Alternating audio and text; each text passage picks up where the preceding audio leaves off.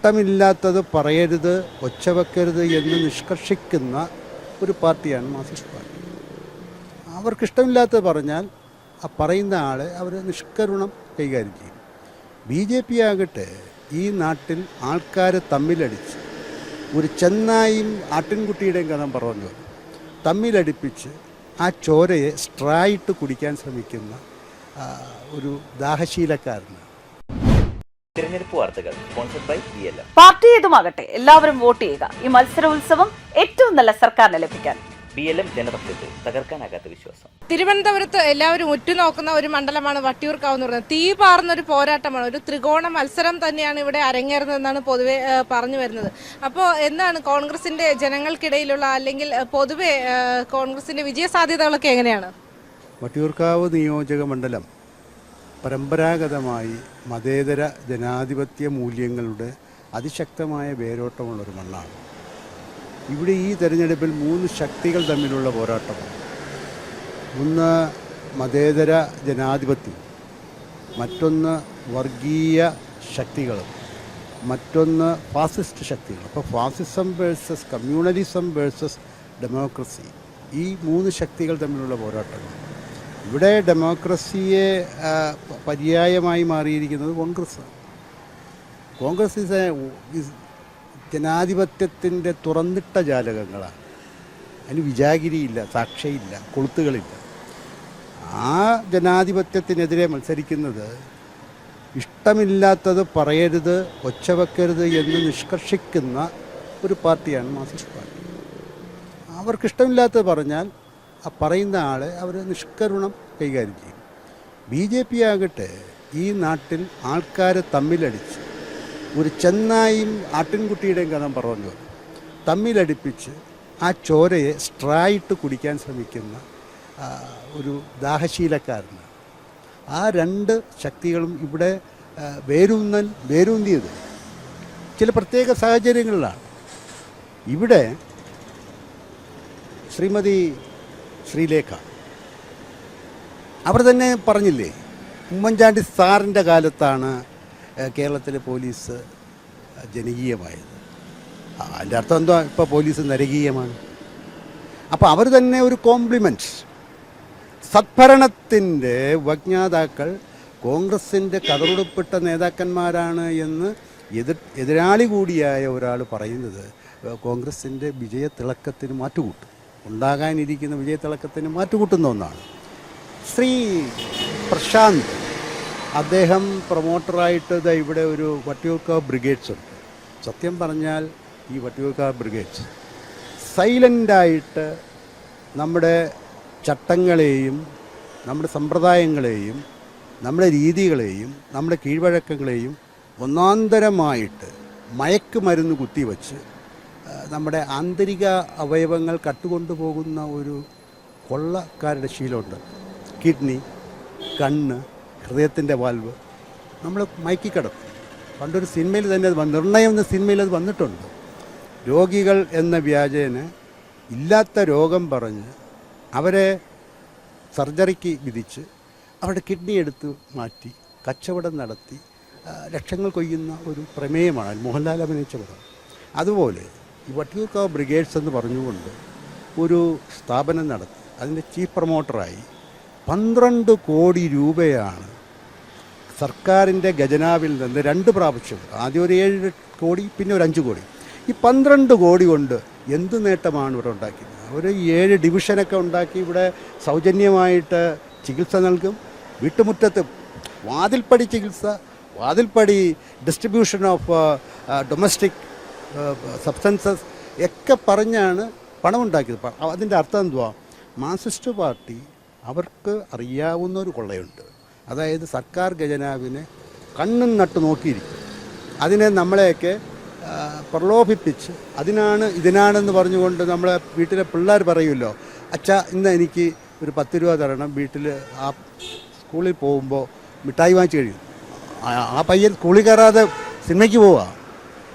ആ കാലഘട്ടത്തെ ഓർമ്മിക്കുന്ന കൊച്ചു പിള്ളേർ കാണിക്കുന്ന ഉത്സവപ്പറമ്പിൽ കാണിക്കുന്ന തട്ടിപ്പിൻ്റെ ഒരു വലിയ ഒരു പരവതാനിയാണ് CPMൻ്റെ MLA ഈ വട്ടിയൂർക്കാവ് ബ്രിഗേഡ്സിലൂടെ നടത്തി 12 കോടി രൂപ ലോക്കൽ സെൽഫ് ഓഡിറ്റ് നടത്തിയിട്ടില്ല, പബ്ലിക് ഓഡിറ്റ്, സോഷ്യൽ ഓഡിറ്റ് നടത്തിയിട്ടില്ല.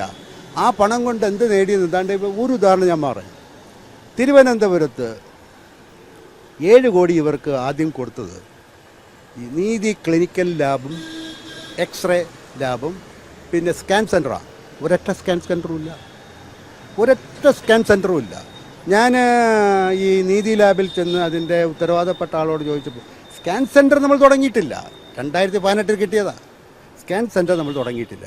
അപ്പോൾ പിന്നെ ഈ തുക എന്ത്? നമ്മളിപ്പോൾ കേരള ഫിനാൻഷ്യൽ പ്രൊപ്രൈറ്റി റൂൾ അനുസരിച്ച് നമ്മൾ സർക്കാരിൻ്റെ ഖജനാവിലെ പണം ചിലവാക്കുമ്പോൾ it should be treated as a money in my pocket.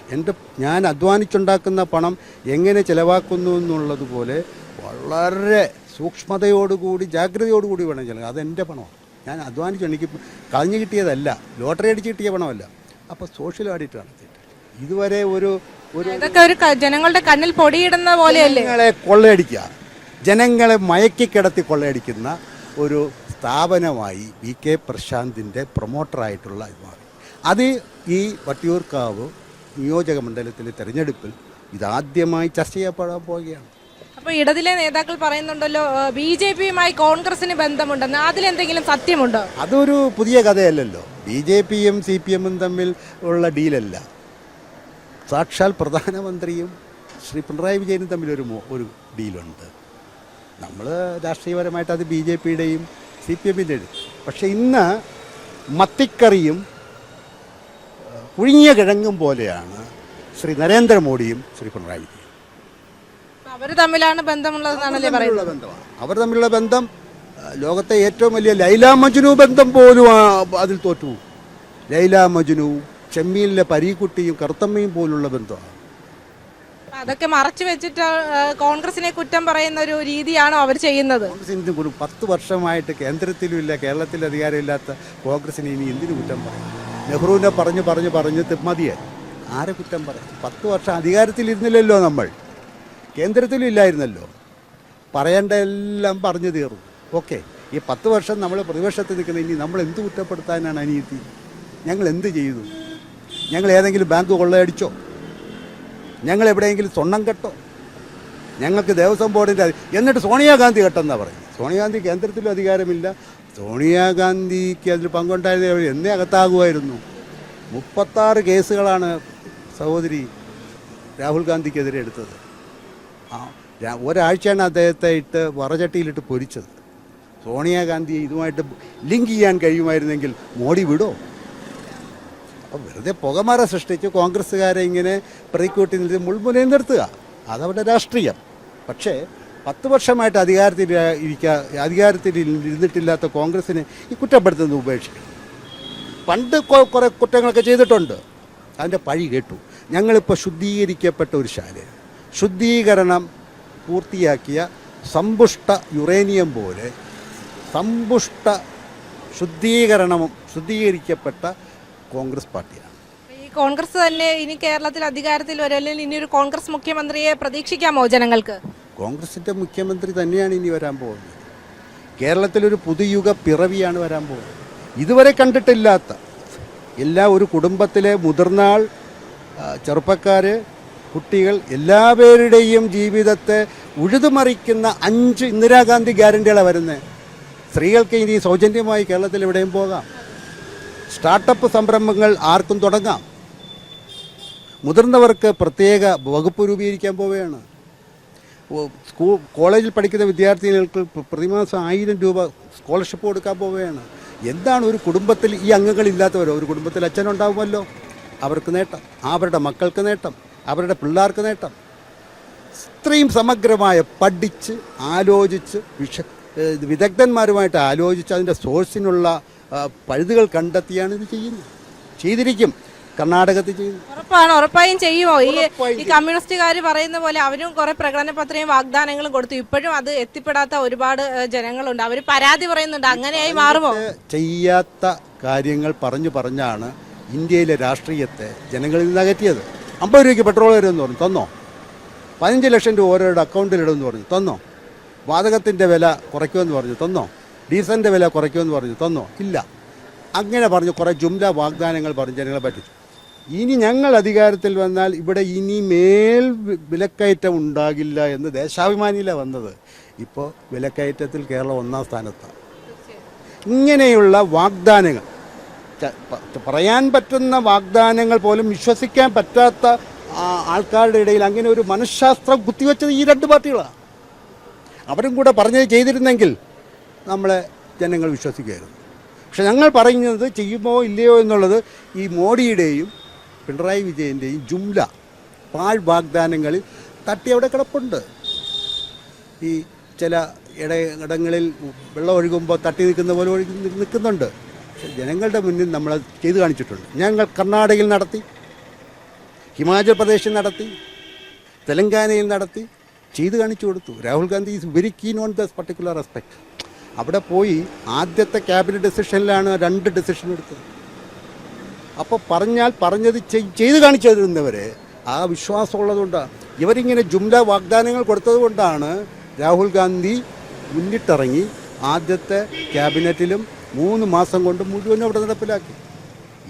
ഈ ഒരു ജന്മം മിച്ചമുണ്ടെങ്കിൽ തമിഴ്നാട്ടിലോ കർണാടകയിലോ തെലങ്കാനയിലോ ജനിച്ച് വളരാൻ ആഗ്രഹിക്കുന്നവരായി നമ്മളെ മാറ്റിയെടുത്തു കോൺഗ്രസ്. അവിടുത്തെ ആ ഒരു മാതൃകയല്ലേ, ആ ഒരു മാതൃക വിശ്വാസം ഉണ്ടാക്കി. നമ്മൾ വിശ്വാസം എങ്ങനെ വാഗ്ദാനങ്ങൾ നടപ്പിലാക്കി കാണിക്കാമെന്ന് ഒരു കീഴ്വഴക്കുണ്ടാക്കി കൊടുത്തു. ഒരു പുത്തൻ കീഴ്വഴക്കമാണ് കോൺഗ്രസ്. അത് അവിടെ ചെയ്തില്ലായിരുന്നെങ്കിൽ ഈ വാഗ്ദാനങ്ങൾ ജനങ്ങൾ വീഴില്ല. കോൺഗ്രസ് ആണോ പറയുന്നത്? അപ്പോൾ എന്തായാലും ജനങ്ങൾ കാത്തിരിക്കുന്നു അല്ലേ ഒരു കോൺഗ്രസിന്റെ മുഖ്യമന്ത്രിക്കായി. അപ്പോൾ എന്തായാലും ഇനി കുറച്ച് ദിവസങ്ങൾ മാത്രമേ ഉള്ളൂ. കേരളത്തിലെ ഈ ഇടയ്ക്ക് നടന്ന എല്ലാ തെരഞ്ഞെടുപ്പുകളിലും കോൺഗ്രസിന്റെ വൻ മുന്നേറ്റമായിരുന്നില്ലേ? നമ്മൾ പിന്നോട്ട് പോയോ? അപ്പം നമ്മൾ കുതിച്ചു പായുന്ന ഒരു തീവണ്ടിയാണ്. നമ്പർ 20 മദ്രാസ് മൈൽ പോലെ നമ്മൾ കുതിച്ചു പായുകയാണ്. നമുക്കിനി നമ്മൾ മുന്നോട്ട് പോകുന്ന ഇടങ്ങളിൽ ഈ ലെവൽ ക്രോസുകളൊന്നും ഇല്ല. ആരും സ്റ്റോപ്പ് പറയുന്നത് നമ്മൾ മുന്നോട്ട് പോകും. നമ്മൾ ലക്ഷ്യത്തിലേക്ക് പോയിക്കൊണ്ടിരിക്കുക. കുതിച്ചു പായുന്ന ട്രെയിനാണ് നമ്മുടെ ജനങ്ങളുടെ ട്രെയിനാണ്. കുതിച്ചുചാട്ടത്തിന് വേണ്ടിയിട്ട് നമുക്ക് കാത്തിരിക്കാമല്ലേ ആ ഒരു മെയ് 4-ാം തീയതി റിസൾട്ട് വരുന്ന ആ ഒരു ദിവസം. വിത്തിൻ ഡേയ്സ്, ഏതാനും ദിവസങ്ങൾ കഴിയുമ്പോൾ ഇപ്പം തന്നെ അതിൻ്റെ എന്ത് പറയുന്നത് അതിൻ്റെ അടയാളങ്ങൾ കണ്ടു തുടങ്ങിയിട്ടുണ്ട്. ഇപ്പോൾ കണ്ടില്ലേ പേരാമ്പ്രയിൽ അവിടെ മത്സരിക്കുന്ന UDFൻ്റെ സ്ഥാനാർത്ഥിയെ തളർത്താൻ വേണ്ടിയിട്ട് ഗവേഷണം നടത്തിയിട്ടാണ് പഴയ കാഫി ഷോട്ട് പോലെ കൊണ്ടുവന്നിരിക്കുന്നത്. കോൺഗ്രസിനെ തളർത്താൻ അവരിനി എനിക്ക് തോന്നുന്നു ഏതന്തോട്ടത്തിൽ വിലക്കപ്പെട്ട കനി ഹവ്വയെ കൊണ്ട് തീറ്റിപ്പിച്ച ആ ശൈത്താനെ വരെ അവർ കൊണ്ടുവരും. പറ്റുമെങ്കിൽ അവരത് ചെയ്യും. അവർക്കതൊക്കെ അറിയാവും. അതൊക്കെ അവർ പയറ്റിക്കോട്ടെ. BJP ഒരു ചട്ടിയിൽ വളരുന്ന ചെടിയാണ്. അത് ബോൺസായി വൃക്ഷമാണ്. അതിന് ഇത്ര വളർച്ചയേ ഉള്ളൂ. അതിനെ പറിച്ച് മണ്ണിൽ നട്ട് വളർത്തി പന്തരിച്ച് വലിയൊരു വടവൃക്ഷമാക്കാനുള്ള പരുവത്തിലായിട്ടില്ല. ആകട്ടെ, അവർക്ക് നീ അധ്വാനിക്കാനുണ്ട്. എന്നിട്ട് വേണം കിട്ടിയ MLA നിലനിർത്താൻ കഴിയാത്തവരാണ് അല്ലേ? പിന്നെ തൃശ്ശൂരിലെ സുരേഷ് ഗോപിയുടെ MP സ്ഥാനം ഇപ്പോൾ കപ്പപ്പഴത്തൊലി ചവിട്ടി നിൽക്കുക. എപ്പോൾ വേണോ തെന്നി നഷ്ടപ്പെടാം. നേരായ മാർഗത്തിലൂടെ MP ആകണം, നേരായ മാർഗത്തിലൂടെ MLA ആവണം. അല്ലാതെ ഈ വോട്ട് ചോരി എന്ന് പറയുന്ന സമ്പ്രദായത്തിൻ്റെ വിവിധ മുഖങ്ങളിലൂടെ സ്ഥാനമാനങ്ങൾ വരിക എന്ന് ശരിയല്ല. അത് പരീക്ഷ എഴുതാതെ PSCയിലൂടെയും ഇൻ്റർവ്യൂവിന് പോകാതെ UPSCയിലൂടെയും IAS IPS ആകുന്നത് പോലെയാണ് ഈ വോട്ട് ചോരിയിലൂടെ MLA ആകുന്നതും MP ആകുന്നതും. അപ്പം നിൽക്കക്കള്ളിയില്ല. അത് ഭരണത്തിൻ്റെ ഒരു കടിഞ്ഞാൻ പോകുമ്പോൾ ഇവരെല്ലാം ജയിലിലാവും. കട്ടായം. നാളെ മാറും, കാലം മാറി വരും. ജനങ്ങൾ മാറി ചിന്തിക്കും. തീർച്ചയായിട്ടും ചിന്തിക്കും.